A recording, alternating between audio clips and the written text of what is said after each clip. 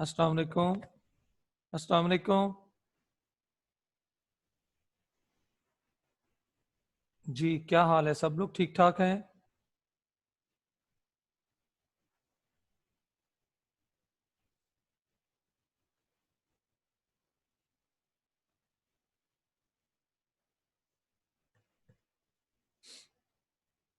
Okay जी, next topic start करते हैं।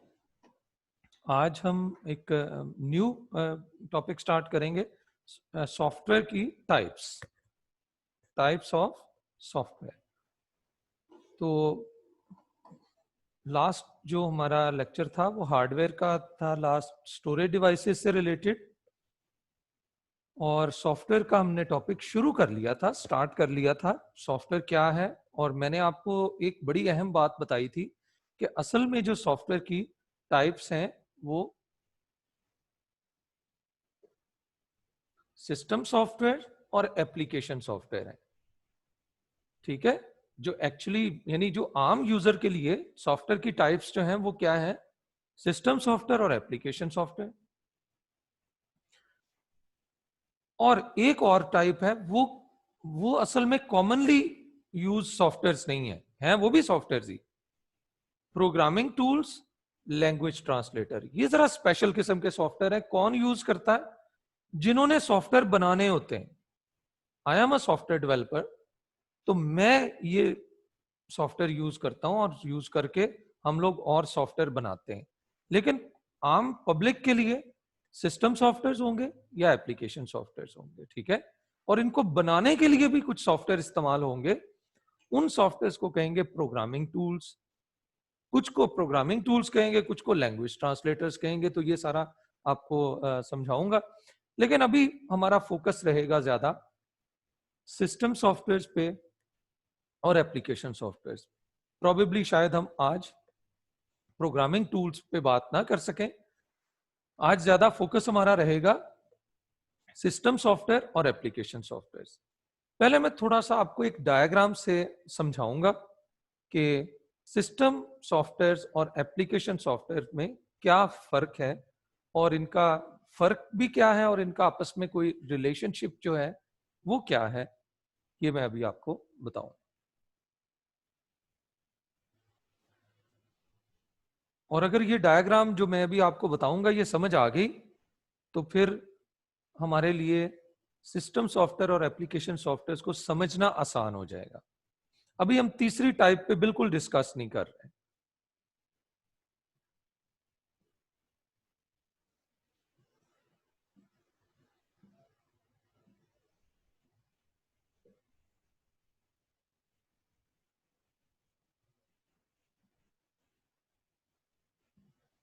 अच्छा जी, चलो जी।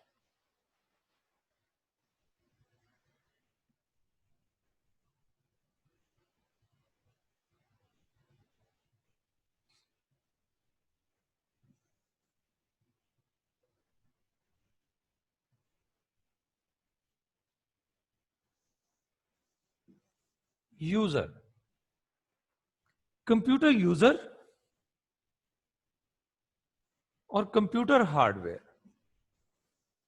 अच्छा, हमें जो नजर आ रहा है या फिजिकली जिस चीज को हम देख रहे हैं, मुझे जो कंप्यूटर नजर आ रहा है, मैं असल में कंप्यूटर के हार्डवेयर से कम्युनिकेट करना चाहता हूं। असल में जो काम करना है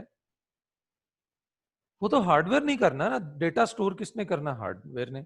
डेटा को प्रोसेस किसने करना है? हार्डवेयर ने। डेटा को शो किसने करना है? हार्डवेयर ने। असल में तो जो भी हम काम कर रहे हैं, असल में तो वो हार्डवेयर ही है ना, जो हमारे काम को करवा रहा है। यानी जो भी कंप्यूटर से हम प्रोसेस करवाना चाहते हैं वो असल में हार्डवेयर कर रहा है। हाँ, ये कि दरमियान में एक लेयर है सॉफ्टवेयर की। हम असल में कमांड तो हार्डवेयर को ही दे रहे हैं, लेकिन कंप्यूटर के अंदर वो सॉफ्टवेयर है जिसके जरिए, जैसे अभी मैंने मुझे ब्लैक कलर में चाहिए ये, तो मैंने यहां से ब्लैक जो है ना वो चूज किया, पेंसिल ये चूज कर ली, मैं चाह रहा हूं। तो ये सॉफ्टवेयर है जिसको मैं कह रहा हूं। काम मैंने हार्डवेयर से लेना है बट थ्रू सॉफ्टवेयर। लेकिन किसके जरिए से? सॉफ्टवेयर के जरिए से मैं काम ले रहा हूं। यानी इसका मतलब है कंप्यूटर के हार्डवेयर, ये यूजर जो है ये किससे कम्युनिकेट करना चाहता है? हार्डवेयर से, लेकिन दरमियान में है सॉफ्टवेयर। तो अब मैं जरा आपको समझाने के लिए, जो यूजर्स होते हैं ना कंप्यूटर के, वो जिन सॉफ्टवेयर्स को यूज कर रहे होते हैं उन सबको कहते हैं एप्लीकेशन सॉफ्टवेयर। यानी जो भी हम कंप्यूटर को काम कहते हैं, असल में हम एप्लीकेशन सॉफ्टवेयर को कहते हैं। अच्छा, एप्लीकेशन सॉफ्टवेयर हार्डवेयर के साथ कम्युनिकेट करने में इतना बेहतर नहीं होता। सिस्टम सॉफ्टवेयर जो होता है ना, ये बनाए ही इस पर्सपेक्टिव से जाते हैं कि इनका काम होता है हार्डवेयर को कंट्रोल करना, ठीक है जी, और हार्डवेयर की कॉन्फ़िगरेशन करना, हार्डवेयर को कंप्यूटर के मुख्तलिफ जो है वो हार्डवेयर के दरमियान कम्युनिकेशन करवाना, मतलब इस टाइप की कमांड्स होती हैं। एक्चुअली तो सॉफ्टवेयर कमांड्स ही है ना, सेट ऑफ इंस्ट्रक्शंस जो हमने शुरू में पढ़ा था, चाहे वो सिस्टम सॉफ्टवेयर है चाहे एप्लीकेशन सॉफ्टवेयर। तो इजी वर्डिंग में मैं आपको समझाने के लिए मैं ये कहूंगा कि एप्लीकेशन सॉफ्टवेयर समझे यूजर ओरिएंटेड होते हैं, वो बनाए ही इस पर्सपेक्टिव से होते हैं कि यूजर्स के साथ बड़े अच्छे तरीके से कम्युनिकेट करें, यूजर की जो रिक्वेस्ट है उसको अंडरस्टैंड कर सकें। जैसे हम इस वक्त जो सॉफ्टवेयर यूज कर रहे हैं, ये व्हाइट बोर्ड सॉफ्टवेयर है, माइक्रोसॉफ्ट व्हाइट बोर्ड, ये असल में एक एप्लीकेशन सॉफ्टवेयर है। इसको हम कमांड दे रहे हैं और ये फिर कमांड जाती है सिस्टम सॉफ्टवेयर के पास। सिस्टम सॉफ्टवेयर फिर आगे जो भी हम काम कहते हैं वो हार्डवेयर से करवा लेता है, और उसके बाद हमें जो है वो सिस्टम सॉफ्टवेयर किसको बता देता है? एप्लीकेशन सॉफ्टवेयर को, एप्लीकेशन सॉफ्टवेयर हमें बता देता है। मिसाल के तौर पर मैं कंप्यूटर के अंदर कोई फाइल सेव करना चाह रहा हूं। अब जब वो फाइल को सेव करने की कमांड मैं कंप्यूटर को दूंगा, तो कंप्यूटर के ऊपर जस्ट एक बटन होगा। मतलब ये एक छोटी सी मिसाल से समझा देता हूं। ये एक सॉफ्टवेयर है, पावर पॉइंट इस सॉफ्टवेयर का नाम है। आपकी बुक के अंदर आपके कोर्स में chapter number 12, 13 and 14, last 3 chapters जो हैं वो इसी सॉफ्टवेयर के हैं, और इसी के अंदर हम जो है काम करेंगे, इनको सीखेंगे at the end of the course. अच्छा, अब मैं इस सॉफ्टवेयर को कहता हूं कि ये मैंने कुछ भी मेरी ये फाइल है, इसको कर लो सेव। तो ये देखें, कंप्यूटर की हार्ड डिस्क में स्टोर कर दो, स्टोरेज डिवाइस में इस डेटा को स्टोर कर दो, वट एवर इट इज। तो मैं ये इसको कमांड दूंगा, ये देखें सेव का ये बटन है, मैं इसको ये कमांड दूंगा और कंप्यूटर जो कुछ भी ये है इसको हार्ड डिस्क में सेव कर देगा। लेकिन ये जो सामने मैंने कमांड, क्या मैंने कंप्यूटर की हार्ड डिस्क को खुद कहा? वो जो स्टोरेज डिवाइस है उसको मैं खुद तो नहीं कह सकता। कंप्यूटर के अंदर जो यूएसबी ड्राइव होती है जो हम लगाते हैं, हार्डवेयर है ना, हम खुद बोल के तो नहीं उसको कह सकते कि इसमें डेटा स्टोर हो जाए, बल्कि हम उसको पहले कंप्यूटर के साथ अटैच करते हैं, किसी सॉफ्टवेयर को कहते हैं। इसको मैं कहता हूं कि फाइल सेव, इसको सेव कर दो। कहां सेव कर दो? यहां पे मैं ब्राउज करके कहूंगा ये मेरी मिसाल, एक मिसाल है कि ये यूएसबी ड्राइव है, इसमें सेव कर दो। इसको प्रेजेंटेशन 1 को, यानी इस सॉफ्टवेयर के जरिए से मैं कमांड दूंगा। तो ये जो सॉफ्टवेयर है ये क्या है जी? ये एक एप्लीकेशन सॉफ्टवेयर है, मैं इसको कमांड दूंगा, ये आगे कमांड दे देगा। कंप्यूटर के अंदर एक सिस्टम सॉफ्टवेयर चल रहा है, उसका नाम है विंडोज। हर कंप्यूटर में बैकएंड पे ये सॉफ्टवेयर चल रहा होता है। जैसे ही कंप्यूटर ऑन करते हैं तो ये ऑन हो जाता है। जरूरी नहीं है कि हर एक के कंप्यूटर में विंडोज ही हो, तो मतलब इस टाइप का ही कोई ना कोई सॉफ्टवेयर होगा, सिस्टम सॉफ्टवेयर। तो ये फिर कमांड हमारी जाती है। मैंने अभी आपको बताया, मैं कंप्यूटर में फाइल सेव करना चाहता हूं, मैं किसको कहूंगा? एप्लीकेशन सॉफ्टवेयर को। एप्लीकेशन सॉफ्टवेयर कौन सा हो सकता है? MS power point. ये बात जरा अच्छी तरह से समझ लेनी है, सारे फिर आगे टॉपिक इसी पे ही आ रहे हैं। Power point, power point software को कहता हूं फाइल को सेव करो, किसमें? हार्डवेयर में। पावर पॉइंट सॉफ्टवेयर कहता है मैं हार्डवेयर से बेहतर तरीके से कम्युनिकेट नहीं कर सकता, तो फिर ये पावर पॉइंट सॉफ्टवेयर किसको कह देता है? सिस्टम सॉफ्टवेयर को। कौन सा सिस्टम सॉफ्टवेयर? Microsoft Windows. हमारे कंप्यूटर में विंडोज का वर्जन 10 है, तो मैं उसको कह दूंगा विंडोज 10। तो ये कहेगा सिस्टम सॉफ्टवेयर को, सिस्टम सॉफ्टवेयर आगे हार्डवेयर को कहेगा कि ये फाइल सेव कर दो। हार्डवेयर फाइल सेव करके सिस्टम सॉफ्टवेयर को बता देगा, सिस्टम सॉफ्टवेयर बता देगा एप्लीकेशन सॉफ्टवेयर को, और एप्लीकेशन सॉफ्टवेयर हमें बता देगा कि आपकी फाइल सेव हो गई है, इस नाम से सेव हो गई। ठीक है, ये जो अभी थोड़ा सा मैंने एक डिस्क्रिप्शन आपके सामने आपको ये फिगर से डिस्क्राइब किया, इससे ये पता चल रहा है कि system application software are user oriented software. ये यूजर्स पर्सपेक्टिव से बनाए जाते हैं, यूजर्स को सपोर्ट करने के लिए बनाए जाते हैं। ये hardware, these software are not good at communicating with hardware of computer. Computer के हार्डवेयर के साथ कम्युनिकेट करने के लिए ज्यादा सूटेबल नहीं है, यूजर ओरिएंटेड सॉफ्टवेयर हैं। ठीक है जी, एप्लीकेशन सॉफ्टवेयर और सिस्टम सॉफ्टवेयर जो है वो हार्डवेयर को कंट्रोल करते हैं, हार्डवेयर के साथ कम्युनिकेट करते हैं, हार्डवेयर को मैनिपुलेट करने के लिए ये बहुत सूटेबल है। ये बनाए ही इस पर्सपेक्टिव से जाते हैं कि ये हार्डवेयर के साथ कम्युनिकेट करें। ठीक है जी, कंप्यूटर के इंटरनल फंक्शंस को कंट्रोल करें, इस तरह के सॉफ्टवेयर को हम कहते हैं सिस्टम सॉफ्टवेयर। और ये यूजर ओरिएंटेड सॉफ्टवेयर नहीं है, यूजर्स का इनके साथ कम्युनिकेट करना वो मतलब इतना इजी नहीं है। ठीक है जी, एग्जाम्पल के तौर पर भी बता दिया, माइक्रोसॉफ्ट पावर पॉइंट एक एप्लीकेशन सॉफ्टवेयर है और विंडोज जो है वो एक सिस्टम सॉफ्टवेयर है। अच्छा, इसका मतलब है, क्योंकि अब एक और बात आ गई कि यूजर्स, फिर इसका मतलब है ज्यादातर कौन से सॉफ्टवेयर यूज करते होंगे, एप्लीकेशन सॉफ्टवेयर। एप्लीकेशन सॉफ्टवेयर को सिंपली एप्लीकेशंस भी कहा जाता है, सिंपली, सिंपल वर्डिंग में एप्लीकेशंस भी कह दिया जाता है, और आजकल इसको इतना सिंपल कर दिया, आजकल इसको सिंपली एप्स भी कह देते हैं। जब भी आप वर्ड सुने ऐप, मोबाइल ऐप या ऐप, ये ऐप इंस्टॉल कर लो, तो इसका मतलब है ये असल में बात हो रही है किसकी, एप्लीकेशंस की। या और बेहतर इसको जो एक्चुअल वर्ड इसके लिए वो है, वो कौन सा है, एप्लीकेशन सॉफ्टवेयर। एप्लीकेशन सॉफ्टवेयर को ही एप्लीकेशंस भी कहते हैं कंप्यूटर के मतलब टर्मिनोलॉजीज में, और एप्स भी कह देते हैं, मोबाइल ऐप या सिंपली ऐप कह देते हैं।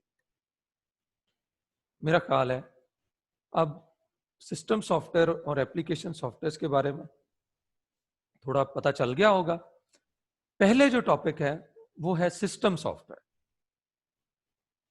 There are 3 categories of system software. अब आगे हम सिस्टम सॉफ्टवेयर की भी 3 कैटेगरीज पर आ गए, जिनमें से most important is this one, और पेपर के पर्सपेक्टिव से भी सबसे इंपॉर्टेंट ये टॉपिक है, operating system software. System software की 3 types, operating system software, utility software और कम्युनिकेशन सॉफ्टवेयर। ठीक है जी, तो इन तीनों टॉपिक्स के अंदर भी जो है वो अब हम इनको डिस्कस करते हैं। सबसे पहले operating system software. Operating system software जो है ये मतलब सबसे अहम सॉफ्टवेयर है। जिस तरह मैंने हार्डवेयर में आपको बताया था कि CPU is the most important hardware of the computer. CPU computer में तो बहुत किस्म का हार्डवेयर है, लेकिन सबसे इंपॉर्टेंट सॉफ्टवेयर जो है वो सबसे इंपॉर्टेंट हार्डवेयर जो है वो सीपीयू है। और पेपर के पर्सपेक्टिव से भी बताया था कि जरूर क्वेश्चन आता है सीपीयू से रिलेटेड। अच्छा, सॉफ्टवेयर की जब बात हो रही हो तो operating system is the most important software. ठीक है जी, सॉफ्टवेयर में सबसे अहम ऑपरेटिंग सिस्टम है। किसी भी कंप्यूटर के अंदर ऑपरेटिंग सिस्टम जो है वो उसके बगैर कंप्यूटर चल ही नहीं सकता, काम ही नहीं कर सकता। The most important software. मैं स्टूडेंट्स को समझाने के लिए ये कहता हूं कि ये ऑपरेटिंग सिस्टम जो है ये कंप्यूटर के अंदर जितने भी सॉफ्टवेयर हैं उन सारे सॉफ्टवेयर की टीम का कैप्टन है।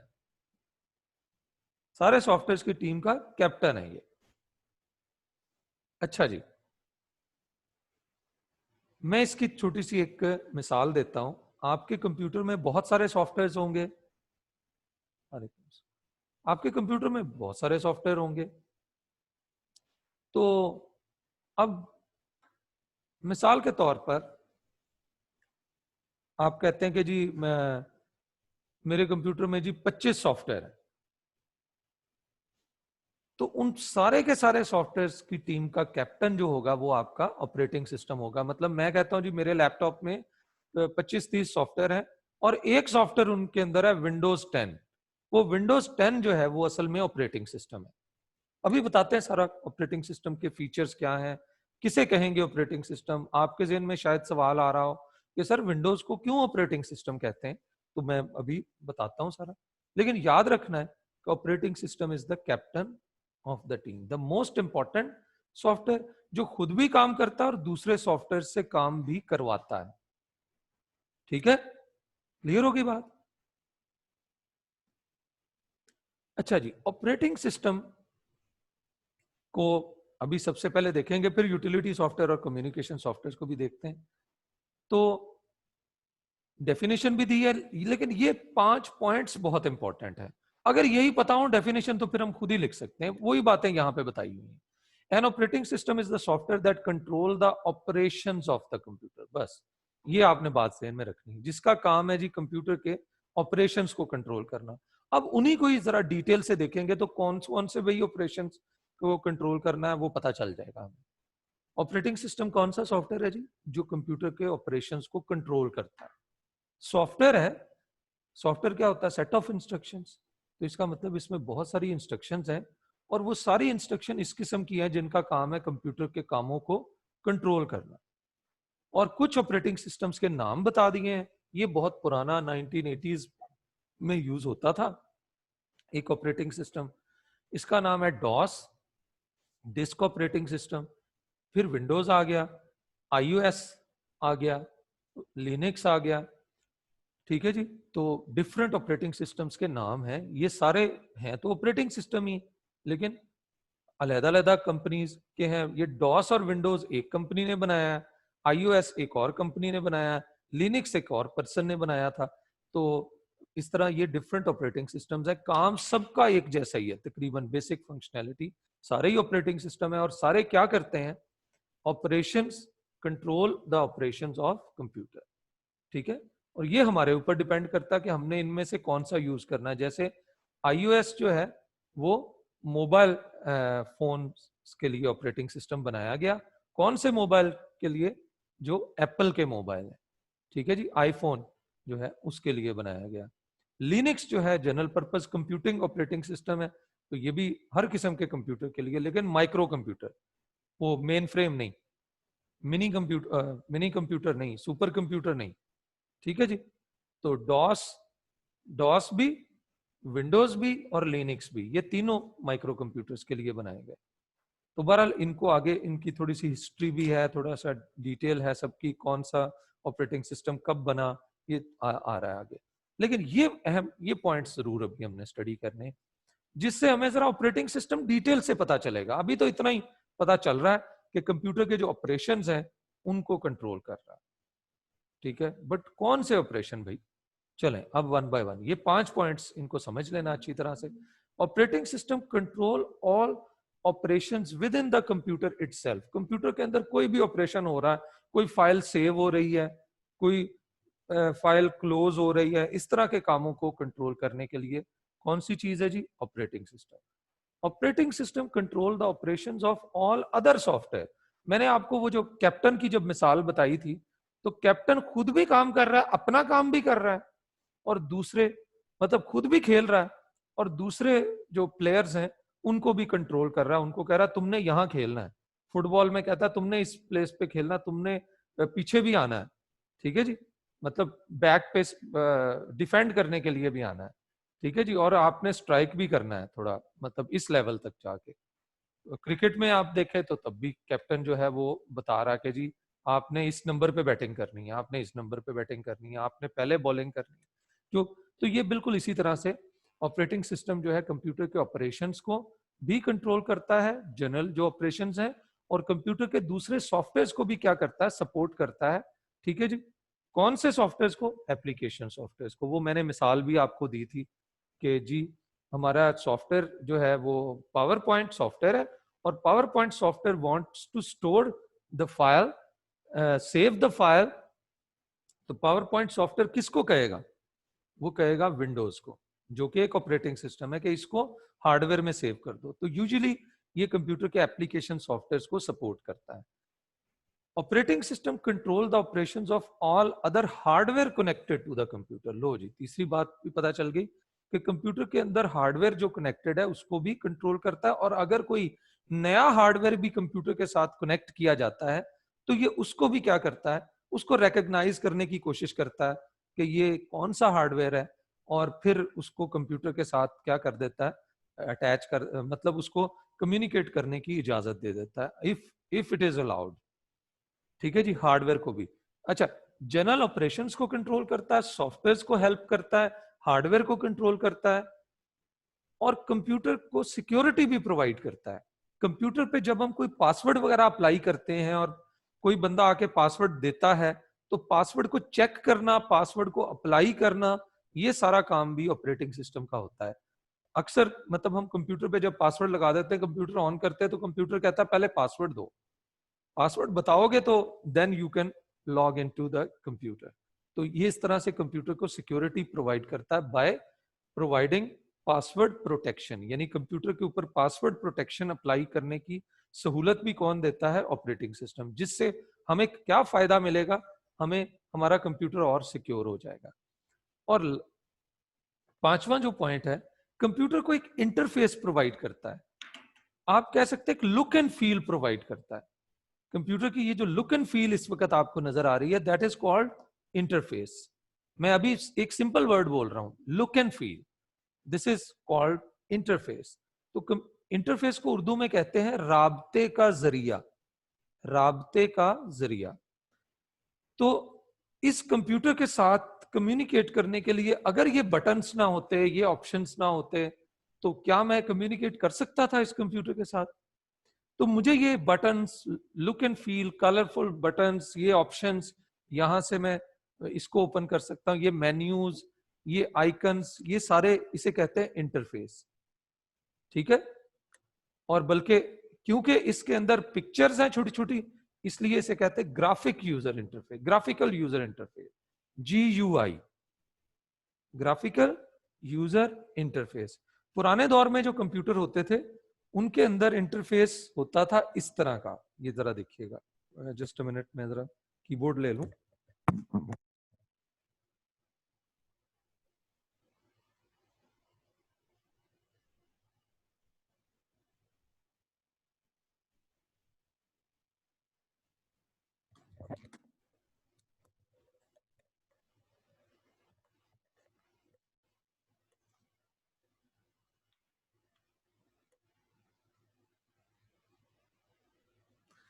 जो पुराने दौर में कंप्यूटर्स होते थे इस तरह का इंटरफेस होता था, ये देखिए इसमें कहीं कोई बटन नहीं है, कहीं कोई आइकन नहीं है, इस टाइप का होता था।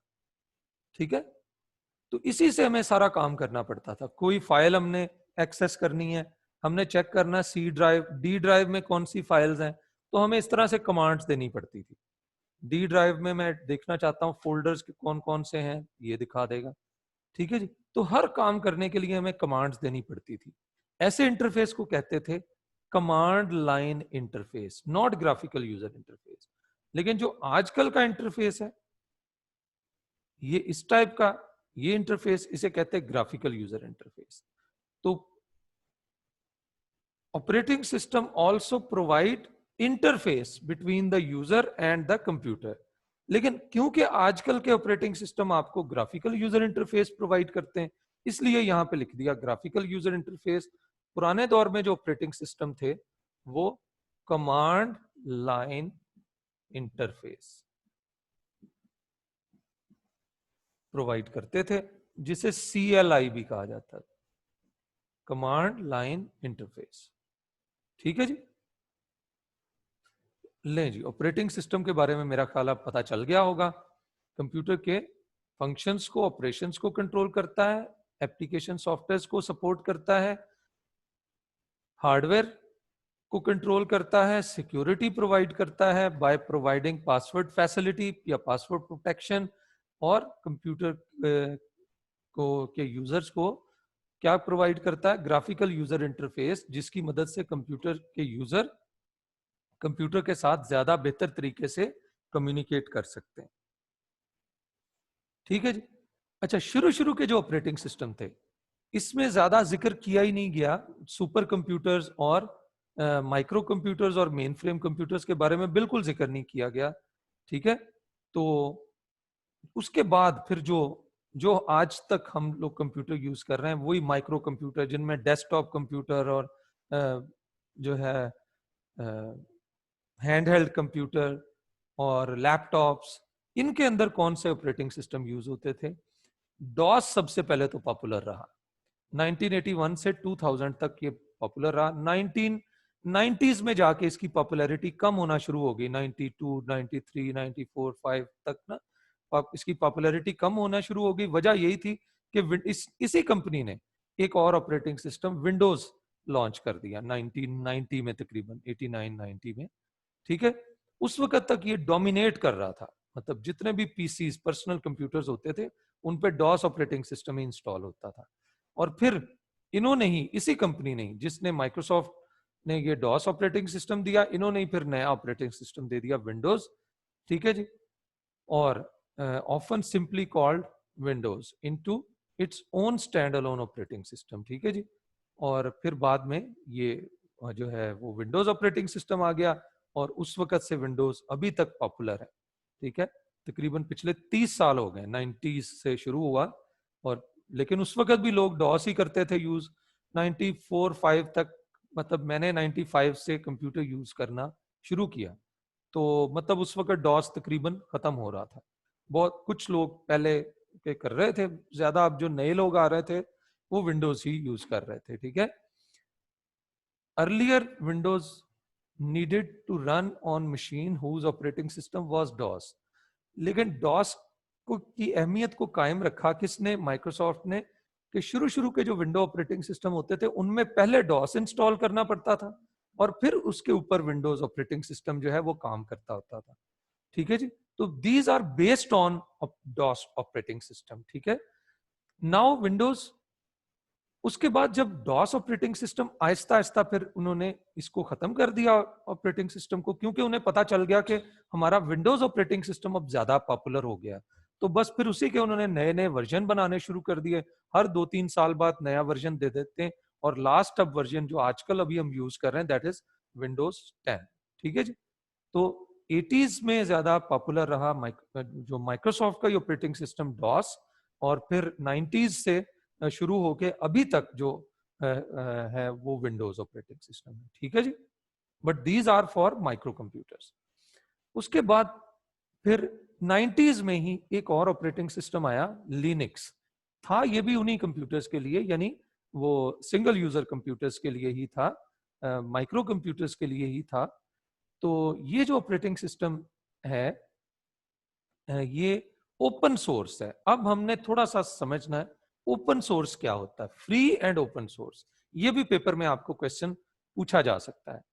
ओपन सोर्स कोई भी सॉफ्टवेयर, ओपन सोर्स सॉफ्टवेयर वो क्या होता है ये बताया भी हुआ है।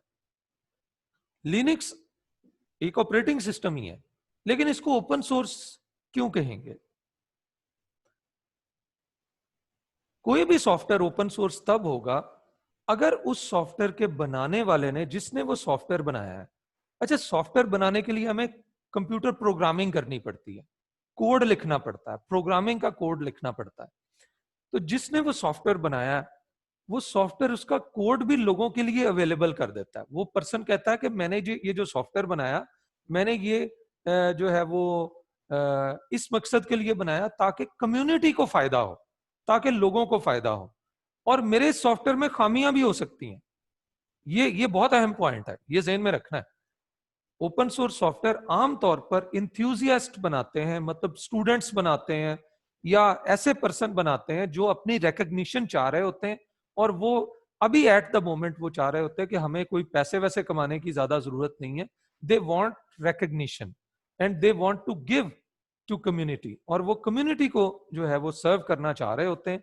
तो वो फिर क्या करते हैं, वो अपना सॉफ्टवेयर भी और उसका सोर्स कोड भी, कि उसके अंदर क्या क्या कोड है वो लोगों को के लिए अवेलेबल कर देते हैं, made available and licensed with an open source licence in which the copyright holder provide the right to study.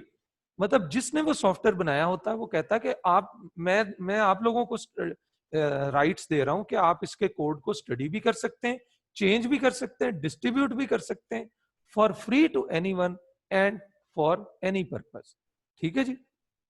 तो मिसाल के तौर पर मैं एक सॉफ्टवेयर बनाता हूं और बनाने के बाद मैं कहता हूं कि ये मैंने कैसे बनाया, इसमें क्या कोड लिखा, ये कोड है, और मैं आम पब्लिक को दे देता हूं, लेकिन मैं उसका एक लाइसेंस बना देता हूं कि ये लाइसेंस है, इन पैरामीटर्स के अंदर रहकर आप भी इस सॉफ्टवेयर में चेंज करके इसमें अगर कोई खामी है वो भी बताएं, वो उसको ठीक करते हैं, करके हम इसको बेहतर करते रहेंगे। तो इस तरह आजकल दुनिया में बहुत सारे ऐसे सॉफ्टवेयर हैं जो कि ओपन सोर्स मॉडल के ऊपर काम कर रहे हैं, और ओपन सोर्स मॉडल जो है इसके अंदर यही ऑब्जेक्टिव होता है, to give back to the community.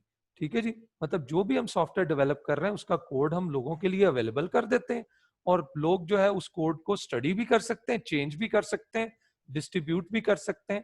ठीक है जी। और इस तरह से वो लोगों के लिए वो फायदेमंद हो जाता है। तो ये लिनक्स जो है असल में एक स्टूडेंट नहीं बनाया था, उसका नाम था लाइनस, LINUS, लाइनस उसका नाम था। तो बहरहाल उसने ये सॉफ्टवेयर जो है बनाया था, और उसने अपने नाम को, और दूसरा एक उस दौर में एक ऑपरेटिंग सिस्टम होता था यूनिक्स। ठीक है जी। ये असल में मेन फ्रेम और मिनी कंप्यूटर्स के लिए होता था, तो उससे इंस्पायर होके उसने ये बनाया था, और थोड़ा सा इसने उसके नाम को भी शामिल किया और अपने नाम को भी शामिल किया, और इसका इसने नाम रख दिया लिनक्स। ठीक है जी। तो ये ऑपरेटिंग सिस्टम जो है ये फ्री है, और लेकिन हम लोग क्यों नहीं इसको यूज कर रहे, ज्यादा यूज नहीं करते, हालांकि ये बड़ा, इसके एक दो जो चीजें हैं पेपर में आपसे पूछा जा सकता है कि भाई which is the main which is the characteristics of Linux operating system. नीचे लिखा हुआ ओपन सोर्स, ये भी उसी की कैरेक्टरिस्टिक है। सिक्योरिटी, ये भी इसी की कैरेक्टरिस्टिक है। तीसरा फास्ट, और चौथा ऑप्शन है ऑल ऑफ द अबव। तो आपने उनमें से एक नहीं पिक करना, all of the above pick करना, क्योंकि सारी की सारी उसी की जो है ये तीन अभी मैंने पॉइंट बताए। काफी फास्ट है, अगर आप ये चलाएंगे आपको काफी फील होगा कि वो कंप्यूटर के रिसोर्सेज ज्यादा नहीं यूज कर रहा है। दूसरी बात, वो सिक्योर है, मतलब वायरस वगैरह आपके कंप्यूटर में ज्यादा नहीं आएंगे। तीसरी बात, जो ये ऑपरेटिंग सिस्टम है वो ओपन सोर्स है, फ्री ऑफ कॉस्ट आपके लिए अवेलेबल है। ठीक है जी। अच्छा जी, लिनक्स जो है mainframe and supercomputers, an estimated of today's 500 fastest supercomputers run some variant of Linux. अच्छा, वो जो लिनक्स ऑपरेटिंग सिस्टम था उसी को लेकर लोगों ने वेरिएंट, यानी लिनक्स नहीं इस्तेमाल होता मेन फ्रेम में और सुपर में, लेकिन ये बताया कि आजकल जो भी कोई सुपर कंप्यूटर या मेन फ्रेम कंप्यूटर यूज हो रहे हैं उसके अंदर लिनक्स को ही बढ़ा चढ़ा के लिनक्स का कोड लिया, और उसमें बहुत सारी चेंजेस। मैं ये आपको जो बताने की बात, यहाँ पे तो वर्ड लिखा हुआ वेरिएंट, सिर्फ वेरिएंट बस लिखा हुआ, वेरिएंट का मतलब उसमें वेरिएशन करके। तो मैं समझाने के लिए आपको कह रहा हूं कि लिनक्स ऑपरेटिंग सिस्टम को लिया, वो तो फ्री ऑफ कॉस्ट था, यानी उसका बेसिक कोड ले लिया और उसमें बहुत सारा कोड और ऐड करके एक नया ऑपरेटिंग सिस्टम बना दिया किसी सुपर कंप्यूटर के लिए। और वो आम पब्लिक के लिए अवेलेबल नहीं होता, सुपर कंप्यूटर्स वगैरह के लिए जो भी ऑपरेटिंग सिस्टम होता है वो स्पेशली उन्हीं के लिए ही होता है, किसी और कंप्यूटर में नहीं वो इस्तेमाल हो सकता। मोबाइल फोन्स, आजकल जो मोबाइल फोन्स के अंदर जो ऑपरेटिंग सिस्टम एंड्रॉयड और iOS इस्तेमाल हो रहे हैं, ये भी उसी को ही, लिनक्स ऑपरेटिंग सिस्टम को ही थोड़ा डाउनग्रेड करके, अच्छा वो अपग्रेड करके, और ये डाउनग्रेड, डाउनग्रेड करना ये होता है कि लिनक्स ऑपरेटिंग सिस्टम में से बहुत सारी गैर जरूरी चीजें निकाल दी, और उसका जो जो मेन कोर ऑपरेटिंग सिस्टम था उसमें थोड़ी सी चेंज करके एंड्रॉयड ऑपरेटिंग सिस्टम बना लिया, जो आजकल मोबाइल फोन के ऊपर सैमसंग वगैरह और के मोबाइल पे जो यूज हो रहा है, और iOS भी इसी को ही मॉडिफाई करके बनाया गया। आजकल नेटवर्क राउटर्स वगैरह, ये जो टीपी लिंक या इस तरह के ये राउटर हम यूज करते हैं, या बड़ी कंपनीज जो हैं वो बड़े बड़े राउटर्स भी यूज करती हैं। बस आप अभी इतना समझे कि नेटवर्क राउटर का काम है दो बड़े नेटवर्क्स को आपस में कनेक्ट करना। याद है ना लैन, लोकल एरिया नेटवर्क, उनको कनेक्ट करने के लिए ये डिवाइसेज होती हैं, हार्डवेयर डिवाइसेज होती हैं, और इनके अंदर कुछ सॉफ्टवेयर भी चल रहा होता है। वो सॉफ्टवेयर जो है लिनक्स सॉफ्टवेयर आमतौर पर होता है, लिनक्स का ही एक डाउनग्रेड वर्जन होता है। आजकल टेलीविजन भी जो आ रहे हैं, आपने सुना होगा एंड्रॉयड टीवीज, और फिर ये PS5 प्रोबेबली शायद आ गया है, ठीक है, प्ले स्टेशन 5 और एक्सबॉक्स। माइक्रोसॉफ्ट एक्सबॉक्स के नाम से गेमिंग कंसोल प्रोवाइड कर रही है, और सोनी वाले जो है प्ले स्टेशन के नाम से वो प्रोवाइड कर रहे हैं। तो अभी शायद इनका PS5 आ गया, मुझे अब इस वक्त मैंने मार्केट को विजिट नहीं किया, मेरा ख्याल है ये आ गया। तो ठीक है जी, ये पता चल गया, यहां तक ऑपरेटिंग सिस्टम के बारे में ये पॉइंट्स थे। अभी मैं क्वेश्चन लूंगा आपके, 2 क्वेश्चंस लूंगा, फिर मैं, या इस तरह करते हैं 5 मिनट्स में मैं थोड़ा सा ये यूटिलिटी सॉफ्टवेयर का बता दूं आपको, और फिर आपके मैं क्वेश्चंस ले, कम्युनिकेशन सॉफ्टवेयर और यूटिलिटी सॉफ्टवेयर।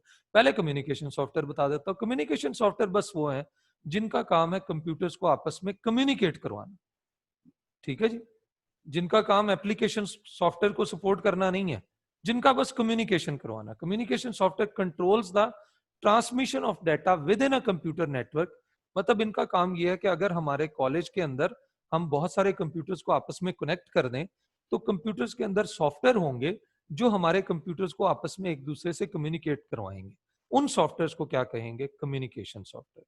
मतलब एक सॉफ्टवेयर है, उसका नाम है एक्सचेंज सर्वर। एक्सचेंज सर्वर, इसका काम होता है कि किसी भी बिजनेस कंपनी के अंदर, सॉफ्टवेयर का नाम है एक्सचेंज सर्वर, ये बिजनेस कंपनी के अंदर with in the company emailing system, company के अंदर ही लोग एक दूसरे को ईमेल्स कर सकें, सेंड कर सकें, रिसीव कर सकें, उनको मैनेज करने के लिए ये सॉफ्टवेयर इस्तेमाल होता है। इसका नाम है एक्सचेंज सर्वर। तो इसे हम कहेंगे कम्युनिकेशन सॉफ्टवेयर, ठीक है। कम्युनिकेशन सॉफ्टवेयर का पता चल गया। यूटिलिटी सॉफ्टवेयर, अच्छा यूटिलिटी सॉफ्टवेयर की थोड़ी सी बात आप समझ लें। Utility software are usually small software but perform very important function inside the computer. Utility software perform a variety of function on a computer such as copying file, sorting data on file and checking for viruses. मैं एक छोटी सी आपको मिसाल बता देता हूँ। Utility software इतने मतलब बहुत इंपॉर्टेंट सॉफ्टवेयर हैं, और ये कंप्यूटर के अंदर कोई कुछ ऐसे टास्क परफॉर्म करने के लिए यूज होते हैं जो कंप्यूटर के बहुत ही असेंशियल जो है वो टास्क हैं, ठीक है जी।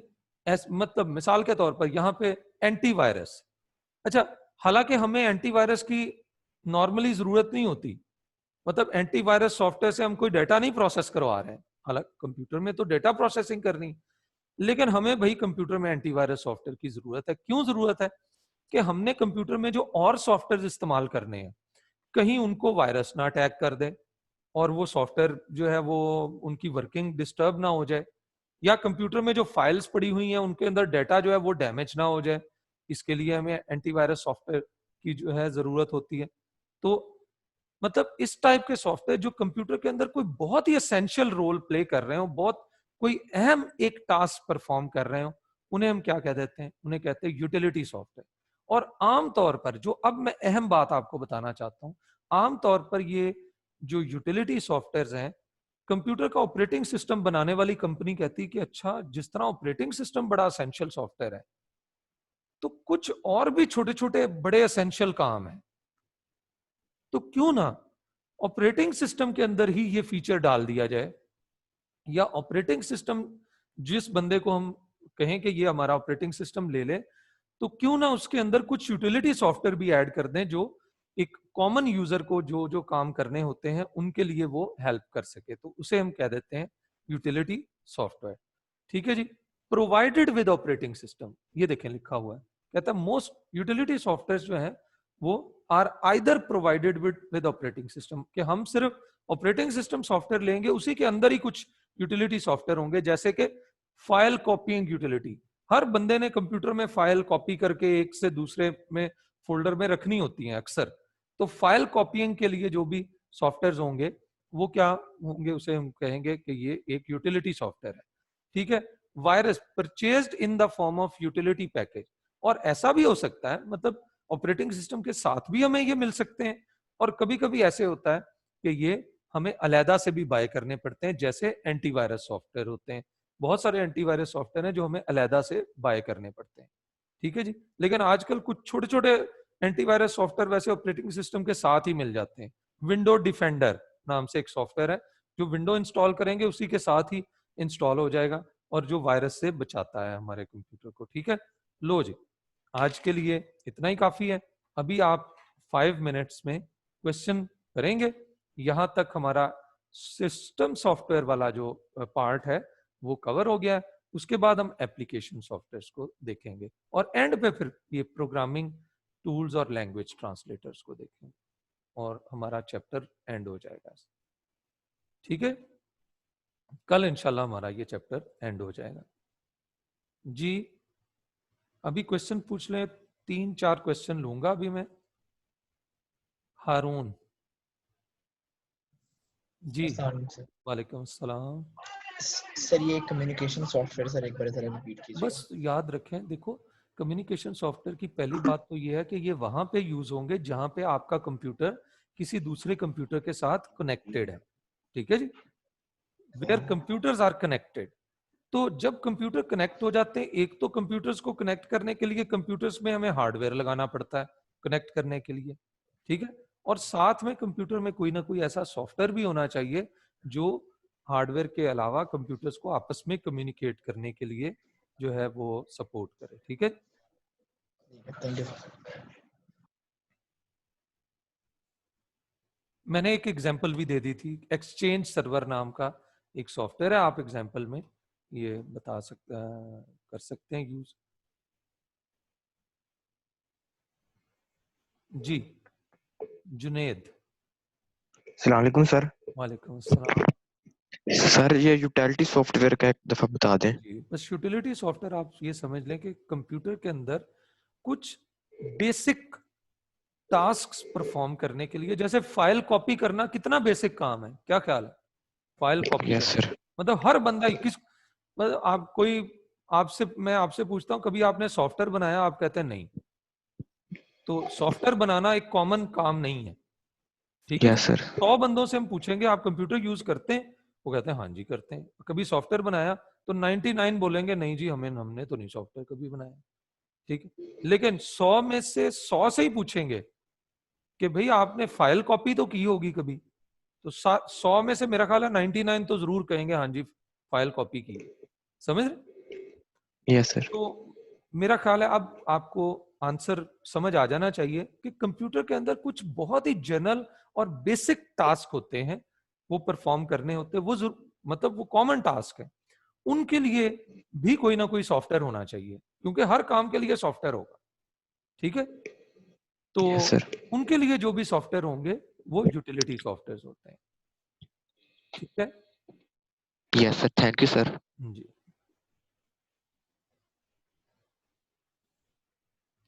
हसीब, हसीबुल्लाह, अस्सलाम वालेकुम सर। वालेकुम अस्सलाम। सर मैंने पूछना था, ये जो ऑनलाइन कम्युनिकेशन के सॉफ्टवेयर होते हैं जैसे कि स्काइप, वो भी इसमें आएंगे उनको भी कह सकते कम्युनिकेशन हैं जी, जी सॉफ्टवेयर में? उनको भी कम्युनिकेशन, क्योंकि वो भी कम्युनिकेट ही करवाते हैं। बिल्कुल बिल्कुल कह सकते हैं, हाँ जी।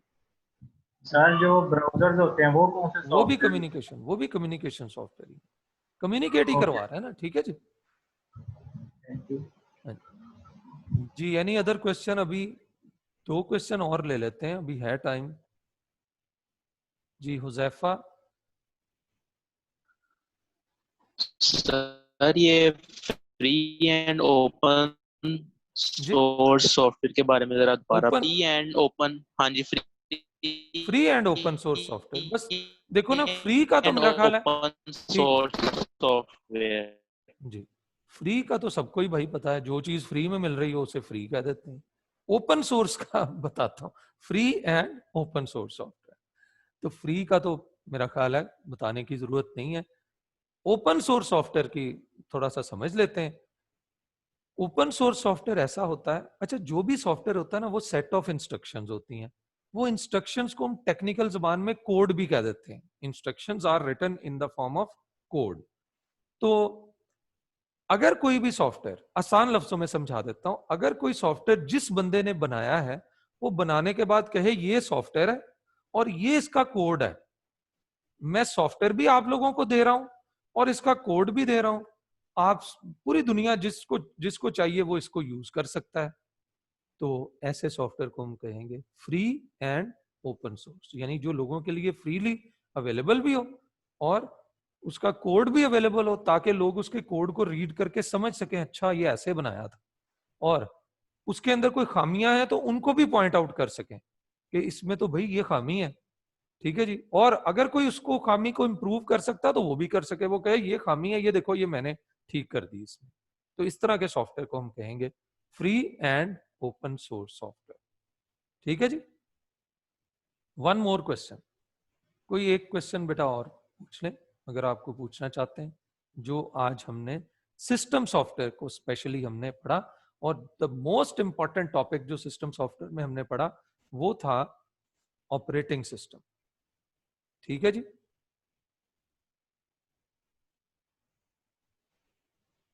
जी अच्छा, मेरा ख्याल है कि समझ आ गई हैं सारी बातें। चलो जी, आज के लिए फिर इतना ही काफी है। अल्लाह हाफिज।